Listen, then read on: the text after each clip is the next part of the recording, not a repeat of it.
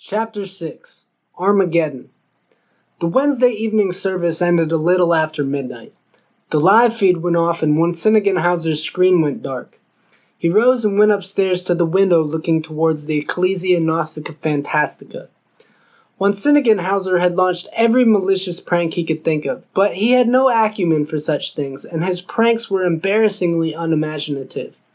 He had anonymously contacted agencies on every level of government, from the Health Department to Child Protective Services to the Environmental Protection Agency, and reported various fictitious malfeasances being perpetrated by Ecclesia Gnostica Fantastica. The result? One or two officials showed up at the chapel and asked a few questions, and that was all. His disciples attacked Meister Puck's media empire with hacks, malware, phishing scams, and every other cyber weapon in their low-grade arsenal. This bombardment had so little effect that Puck did not even notice that he was under attack. After service, Meister Puck stepped outside and stood in front of the chapel, smoking his pipe and chatting up passers-by. He did not enjoy smoking, but in public he puffed on a pipe to burnish his image as a theological thinker, just like he wore horn-rimmed glasses with no lenses in order to project intelligence. A rust-bucket Pontiac with its headlights off slowly approached and stopped in front of the chapel. A man leaned out the back window with an Uzi 9mm and emptied the entire clip into Meister Puck's chest. Meister Puck took a pull at his pipe and nonchalantly watched the car speed away. Puck, whose instincts were downright supernaturally acute, was getting dressed that afternoon and felt a sudden urge to wear chainmail under his papal attire.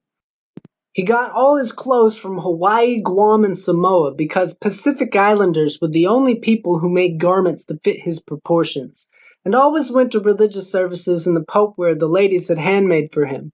But the chainmail must have been crafted by Puck himself, since there's no way he just happened to find a suit of armor designed for an 800-pound knight. Nor can I believe that there are craftsmen who offer tailor-made medieval accoutrements. It was the second time the armor had saved his life, since he had also taken bullets during the whorehouse raid. It's worth mentioning that ballistics research has found that even titanium chainmail is ineffective in stopping bullets. This is the verdict of orthodox science, but Meister Puck's deep knowledge of alchemy gave him a degree of technical mastery unattainable by conventional scientists.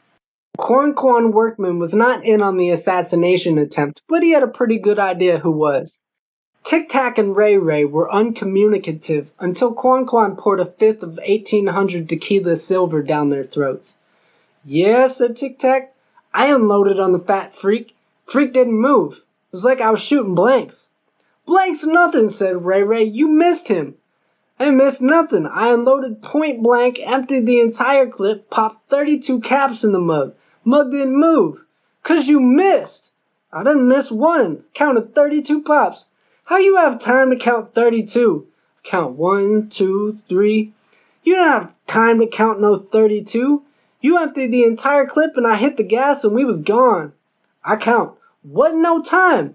"Whose idea was it?" asked Quan. Tic Tac and Ray Ray started shouting and threatening to kill each other. "Did Boss Man know about this?" demanded Quan. Tic Tac drew a pistol on Ray Ray.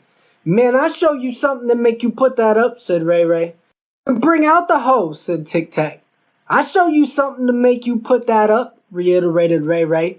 "Then bring out the hoe," reiterated Tic Tac. They repeated these phrases many times. They had no intention of shooting each other, it was just their way of letting Quan know that they would be taking no further questions. Why had Quan recruited these unlikely candidates to the Process Church in the first place? Because there was a wrinkle in his mind. The old man was 92, still brisk of stride, but he could not have more than 10 years left. When he passed away, the mantle would fall upon Quan. He had bright visions of what he would do when the leadership was passed to him, much more than the old man had ever done. The cult's sole activity was listening to the old man talk. Quan visualized a more militant, more socially engaged organization. He had the passing fancy that the crew would need some muscle. It was a dangerous world out there, so he brought in a few gangsters. Now he realized that people like this could have no place in his posse. Henceforth, intellectual arrows and spears of shimmering philosophy would be the weapons of his warfare. Quan Quan motored straight to von Sinnigenhauser's for a one-on-one and asked if he had authorized the hit. The aged philosopher did not answer yes or no. He only restated his aversion to violence and then added something about the teleological suspension of the ethical. And what a knotty and insoluble affair ethics is to begin with, which Quan Quan understood as a pedantic way of saying that the ends justify the means. Now, Quan Quan wanted out. For all his fancy rhetoric, the old man didn't have good sense. But one didn't just walk away from the process church of the final judgment. He sat on the balcony that night, smoking and thinking. Let's take a life inventory, he said to himself. If you're wondering how I gained access to Quan Quan's innermost thoughts, the explanation is that I got my hands on his diary and availed myself of his Xerox machine. Life inventory. I'm on probation. I'm 2 weeks from graduation. I want to be a teacher. I want respectability, status, and money. I don't buy into von Sinnigenhauser's asceticism any more than von Sinnigenhauser does. I got from the old man 2 things I can keep. 1, philosophy is a tool to arrange people and things the way you want them. And 2, you have to have a cause in life, a higher cause. My cause is Quan Quan Workman. My higher cause is the Quan Quan Workman I'm going to become. I've learned the command of language. I've learned to respect myself. I'm equipped for life. I'm ready to soar, but I've got this ball and chain on my ankle. The 3 years left of my probation are a heavy weight. Twice a week I have to see my probation officer. She's a white woman with vampire eyes. If I don't get her out of my life, I'm going to lose my mind. I've got to get this behind me. Not in 3 years, but now. And besides, von Sinnigenhauser in prison is just as good as von Sinnigenhauser dead. Everything I want I can get with one swing of the bat. So Quan Quan did the unthinkable. He went to the police and cut a deal. He offered to turn informant in exchange for exculpation. That term conveyed nothing to the cops, except that Quan Quan was a weird kid, and they had to ask what he meant by that. He said he wanted early termination of probation and his conviction overturned. They said that they could not arrange the second term, but the first could easily be negotiated with the probate court, which they were happy to do. Dogwood Park is an oasis of small-town America in Atlanta's urban sprawl, distinguished from surrounding municipalities by its proliferation of camos, ponytails, pickup trucks, concealed carry permits, pit bulls, gamecocks, American flags, Trump bumper stickers, Baptist churches, and a horse race track. There are no high-rent districts and no fashionable venues in Dogwood Park, but it boasts a higher-than-average standard of living and a low crime rate despite bordering an infamous Decatur Heights district. It is a hilly, swampy, heavily wooded district that affords some natural protection against invaders from Decatur Heights, since, notwithstanding their bravado and crack-fueled courage, gangsters are afraid of the woods, as I've discovered one night while fleeing hostile pursuers. The crime problem is further vitiated by a pistol-pumping police force and heavily armed citizenry. There are probably more guns than people in Dogwood Park, but shootings are rare. After the hit on Meister Puck, the Battle of the Cults became DPPD's priority case. The state police were interested too, because when Sinnigenhauser had left a message on their Silent Observer hotline informing them that Puck was the head of a human trafficking syndicate. Quan Quan signed on as confidential informant. He would remain a part of the von Sinnigenhauser cult, but now as a police asset. The cops wanted him to infiltrate Ecclesia Gnostica Fantastica as well, but Quan Quan explained that this would be impossible, since von Sinnigenhauser had it surrounded by spies and would have him bumped off if he caught him two-timing. So the police started hunting for an informant among the Fantastica congregation. I've told little about the Fantastica faithful so far because there's not much to tell. Like all cult followers, we were a nondescript bunch, having completely submerged our personalities in our divinely illuminated leader, or, more accurately, the divine illumination that emanated from our leader. Aside from Meister Puck, Cosette was the only one among us who stood out. She was a dynamo, slender and athletic, went up and down stairs loudly and swiftly, and could work like a cyclone, whether it was leaves in the yard or a teetering mound of crockery in the sink. She always spoke with eyebrows raised and forehead knit with urgency. her face an inch from yours, blocking out the rest of the world and leaving you no choice but to stand at attention. It was an exquisitely strange face, a heart-shaped face, comically sad with huge elfin eyes, like the girl on the Les Miserables poster, which I assume is how she came by her name. No one around Meister Puck was entitled to keep their original names. He seemed to pull nicknames out of thin air, as when he named me at our first meeting. I shared with him an insight pertaining to a certain passage of scripture, and he said, "By George, I think you've got it."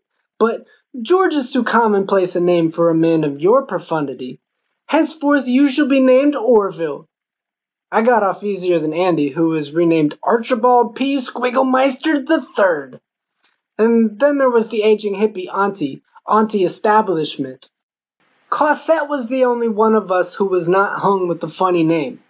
She was also the only one who worked an outside job. She brought in a lot of money from modeling. I mean wholesome commercial modeling, not the other kind.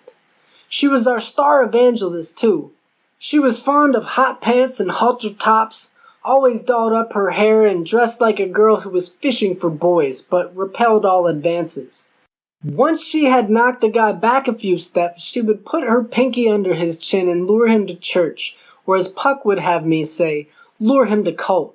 "You really should visit our cult," she would say. "You'll like it, I promise." When the interlocutor expressed bewilderment over her phraseology, she would say, "Well, what would you rather be a part of, the one true cult or some phony baloney church?"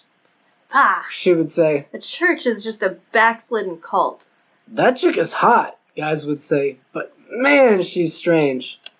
Cosette was the teenage bride-to-be who Puck purloined from the Texas pimp. They never followed through on their intent to get married, but Puck called her First Lady and my main squeeze. Actually, she was his only squeeze. And here's what I mean by squeezing. Whenever he stepped in the door, she would fly across the room and throw herself into his arms.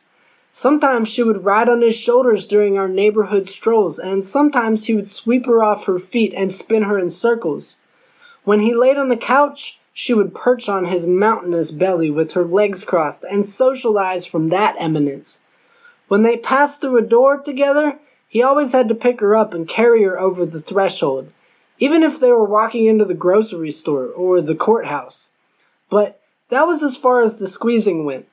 It's certain that they were never romantically involved. In fact, I have reason to believe that Meister Puck did not even understand the mechanics of sex, and anyway never mentioned or otherwise expressed any interest in the activity.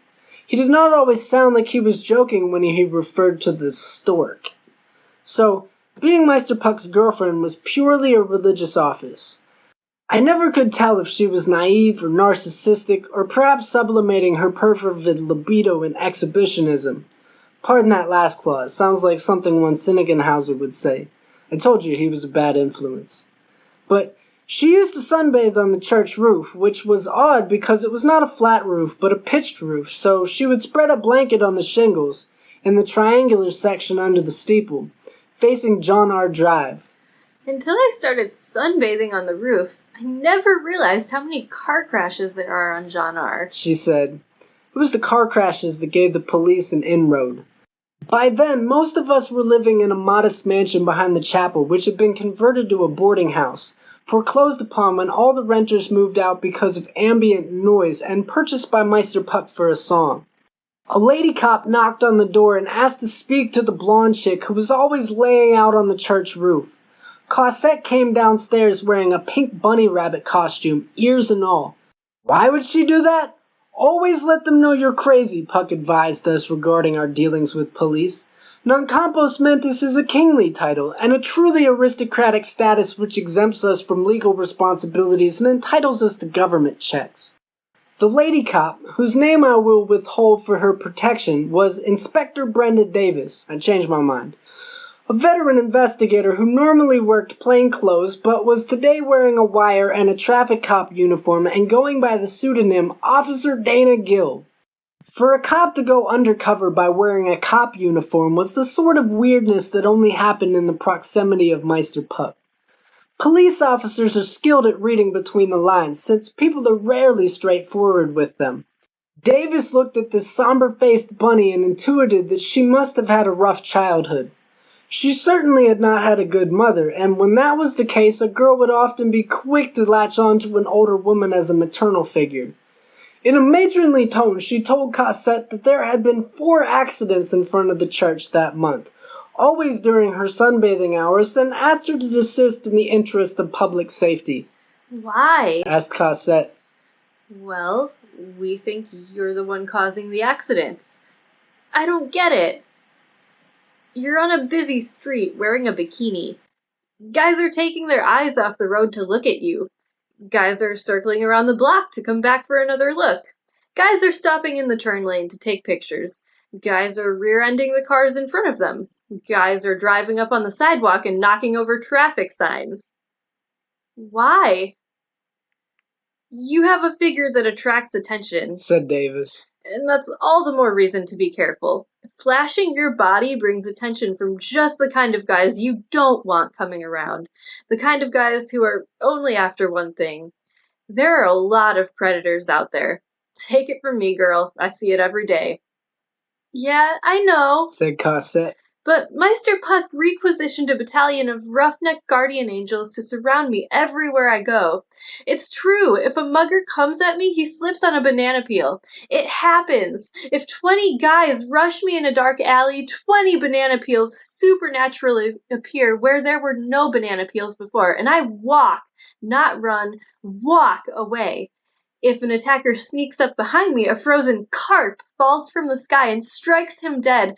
God is my witness, that really happens. The frozen carp thing has happened so many times that Meister Puck even has a word for it. Ichthyside.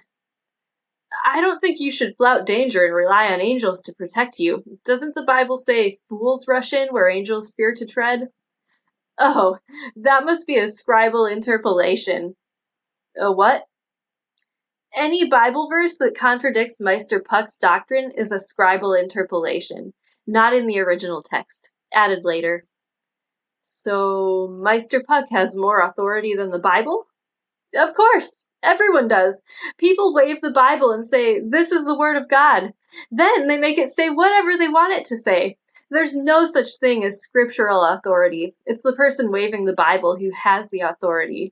For all her poise and experience, Davis found herself rocking back and forth with her arms folded and legs crossed. Discussing religion with the giant bunny was so far out of her field of expertise that she had to pause and search her memory for something in her training that might offer some guidance. She knew little about religion and nothing about deranged end-time cults.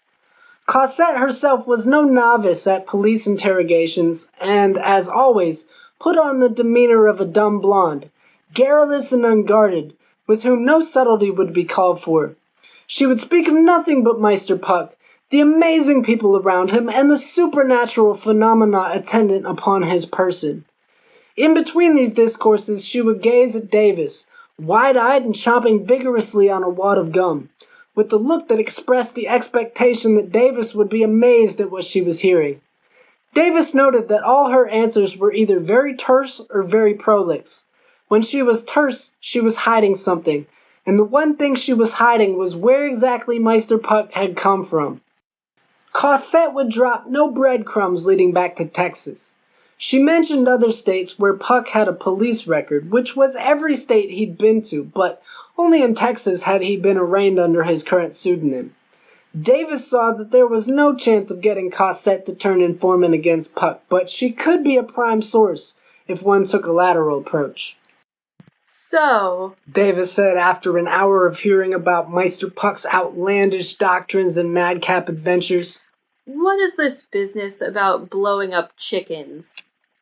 Hey, wait a minute, said Cosette. How do the Dogwood Park police know about that? We've never launched any chickens from here. You don't think we hear things? All the way from 5 Points? They don't even have a police department down there, which is what makes it a safe place for blowing up chickens. Anyway, that was just a one-time thing. We won't be firing off any chickens in Dogwood Park, we promise. Is it some sort of religious ritual? No, just a prank on some yokels. Mr. Puck seems to be fond of pranks. Yeah. He's played some pranks on the Process Church, hasn't he? Cosette puckered her chin and shook her head no. What is Mr. Puck's relationship to Arthur von Sinnigenhauser? Oh, we love that guy. He's hilarious. He seems like kind of a stone face to me. Comedians who don't know they're funny are the best. Is the Process Church part of your organization? Heck no, they hate us. Why? Look, all it was that the weird guy came to one of our church services and lost an argument with Meister Puck and got laughed out of the building. That's how word got around that we're at war. That's all. His pride was hurt. He shouldn't have pride, then it wouldn't get hurt. But you guys have kept it going. You're the ones playing games with his sign and all that, aren't you? Is this a shakedown? Look, we're not after Mr. Puck. We're trying to look out for you guys, and you're not helping. First, there was the load of manure. We didn't do that. We kind of figured that. We think it was just a misdelivery by the manure company. You don't think that. Come on, will you work with me here? Your friend has been shot already. But it wasn't Von What's-His-Name who shot Meister Puck. It was a couple homeboys. Hired hitmen. Another misdelivery. They must have got Meister Puck mixed up with someone else. Mr. Puck is not easy to mistake for someone else. Do you really think they were looking for an 800-pound man wearing a Pope outfit and accidentally got the wrong one? I guess you have a point. I didn't know the old man was that crazy. But you worry too much. Let the crazy man go. Let him break himself on Meister Puck like a ship on the Rock of Gibraltar. It's happened. Mr. Puck has been shot at, for God's sake, with an automatic weapon, no less. And you don't want to work with the police. You guys baffle me. Don't you two have any fear? Cosette leaned forward with a look in her eyes that could have boiled water and said in a slow cadence, No, we do not. Davis got a chill down her spine. She was near wit's end. The room spun, the ceiling lowered. The bunny ears, now filled with hidden power and menace, seemed to grow taller. Okay, let's say that you and Mr. Puck are protected by angels. But right down the street, we've got a man who thinks he can hire thugs to spray gunfire around the neighborhood. What about other people? Did you think of that? You've got to help us protect the community. Cosette held her menacing pose and stern countenance for a moment, then softened and said, Okay, I'll tell Meister Puck to stop playing with Von What's-His-Burger.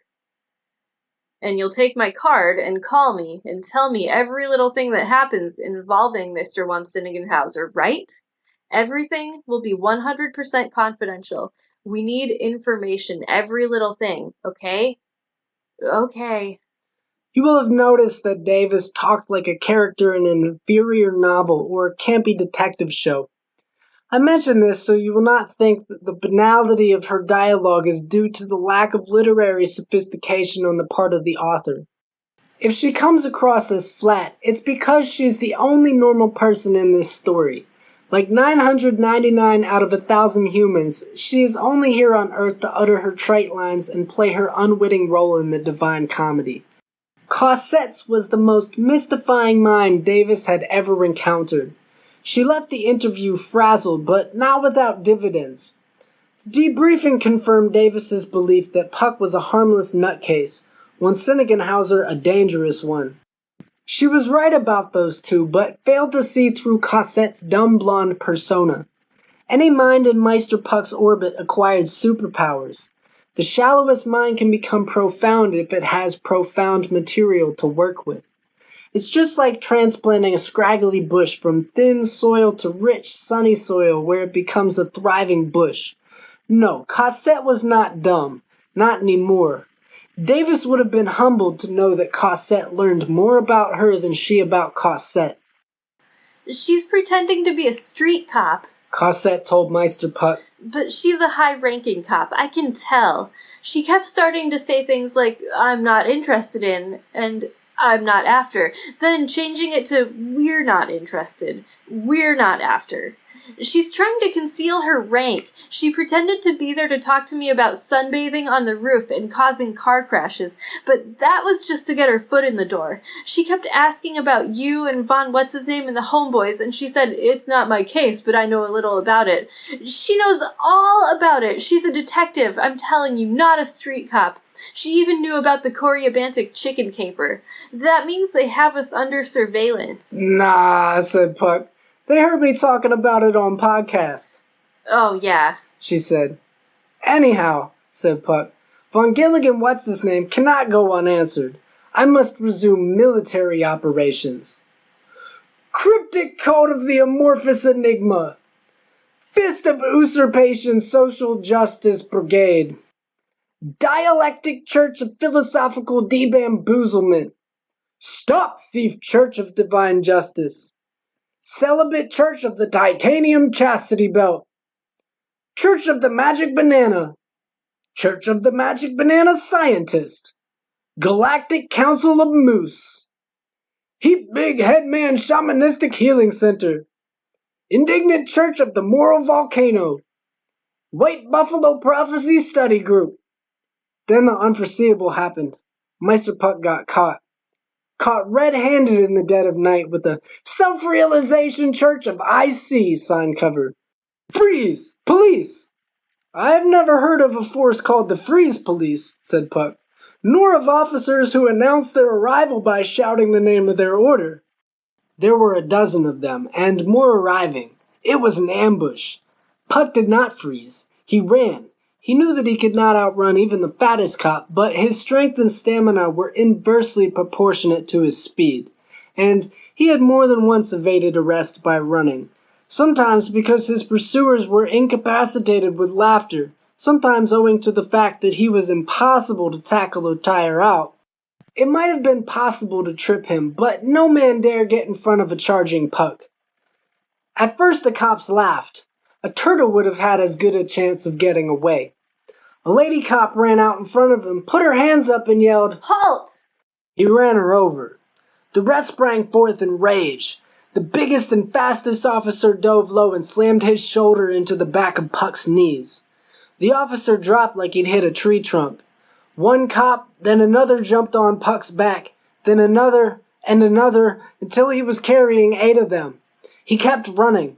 Occasionally one would fall off, scramble to his feet, run, and then jump on again. The 2 who got the worst of it were the ones doggedly hanging onto his ankles and getting dragged across the ground. He ran a half-mile down the middle of Ridge Runner Road, made a right on Woody Heights, and ran another half-mile to John R. Drive, still dragging 10 cops. By now there were 3 police departments involved, 6 cruisers with flashing lights tailing, 2 helicopters circling above, and a half-dozen police dogs running alongside with tongues hanging and tails wagging. The dogs thought it was a game, and what were they supposed to think? There was nothing in their dog training to prepare them for a Meister Puck-type situation. Meister Puck was invisible to bystanders on John R. They could see only a pair of thick legs carrying a mound of police officers, but the locals knew that only Meister Puck could generate such a scenario. And Meister Puck knew that. However this was going to end, his days as a Dogwood Park operant were numbered. He ran past the ice cream stand called Lovin' Spoonful and reflected on how much he was going to miss the place. He turned and backpedaled to take one last look at it, lost his balance and went down. "Running was a big mistake, pal," said the lieutenant. "My mistakes are God's mistakes. They always work out for the betterment of humanity. You just made it 1,000 times worse for yourself. It would have been unseemly for a man of my prowess to be subdued by anything less than the entire police force. You could have gotten off with a $75 trespassing ticket. Now you're headed up you-know-what's creek without a paddle. I require neither a paddle nor a flotation device. That was the stupidest thing I ever saw. A fitting denouement to my lunatic adventures in Dogwood Park."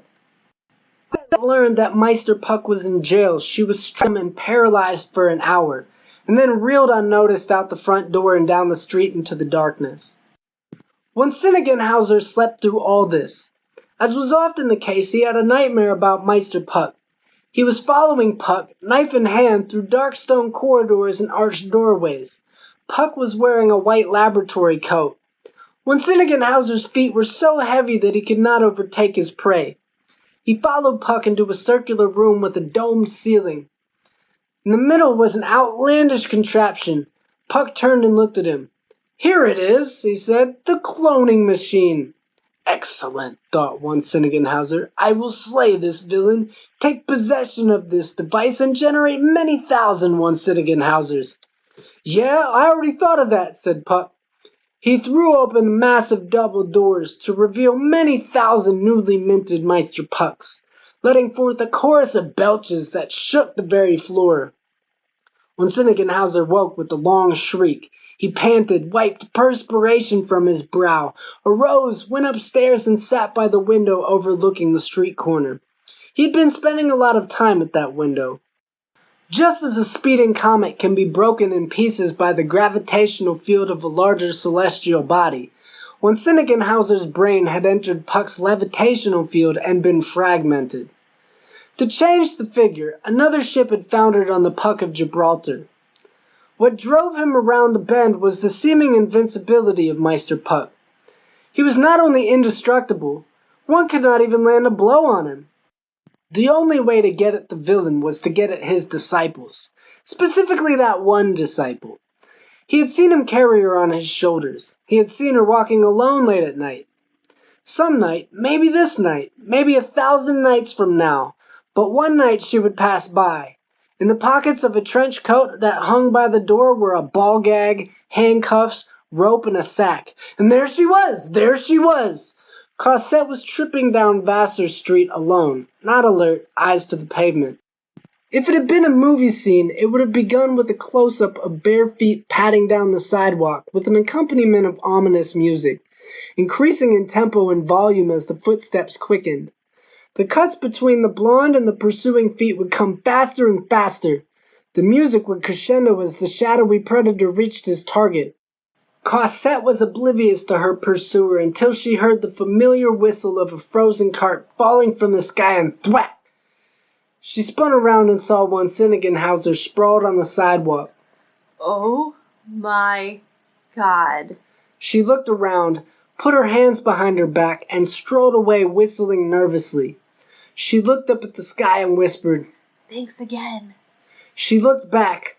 Von Sinnigenhauser lay there in a trench coat and pajama bottoms, with a staved-in head, a ball gag near his left hand, and a frozen carp near his right.